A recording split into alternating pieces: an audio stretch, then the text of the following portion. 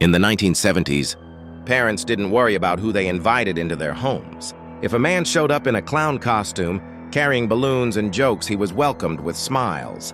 Children laughed. Parents relaxed. Cameras didn't exist. Fear didn't either. But one clown wasn't there to entertain. He called himself Pogo. And behind the makeup was one of the most terrifying killers in American history.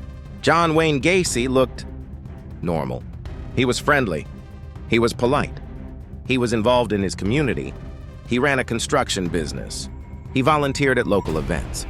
He even dressed as a clown to entertain sick children and perform at birthday parties. People trusted him because he looked like someone they already knew. No one imagined that the same man who made children laugh during the day was hiding something far darker at night. Gacy loved control, and the clown costume gave him power. When he put on the makeup, he became someone else, someone untouchable. To children, Pogo was fun. Bright colors, balloon animals, magic tricks, a painted smile that never faded. Parents saw him as harmless entertainment. After all, what kind of monster would dress as a clown? That was the disguise. Pogo wasn't just a character, he was camouflage. Behind the jokes was a man who carefully studied people, especially boys who were vulnerable, lonely, or in need of money. And slowly, children began to disappear. At first, no one connected the dots. Teenage boys went missing all the time in the 1970s. Some ran away, some hitchhiked. Some were never reported immediately. Families were told they probably left on their own. But the disappearances kept happening. Young men vanished after being last seen near Gacy's neighborhood. Some had accepted job offers. Some had trusted a friendly man who promised help. Police didn't suspect the clown. No one ever does. John Wayne Gacy lived in a quiet suburban home. From the outside, it looked ordinary. Inside, it smelled strange. Visitors noticed it but ignored it. Police would later say the smell came from the crawl space beneath the house.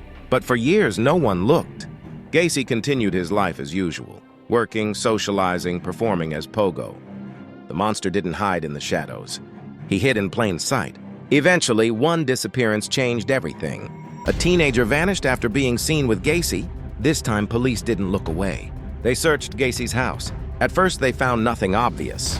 But then, they noticed the ground beneath the home. When investigators entered the crawl space, they discovered the truth. Body after body, hidden in darkness, buried where no one thought to look. In total, 33 bodies? The clown wasn't a performer. He was a serial killer. When confronted, Gacy didn't panic. He talked.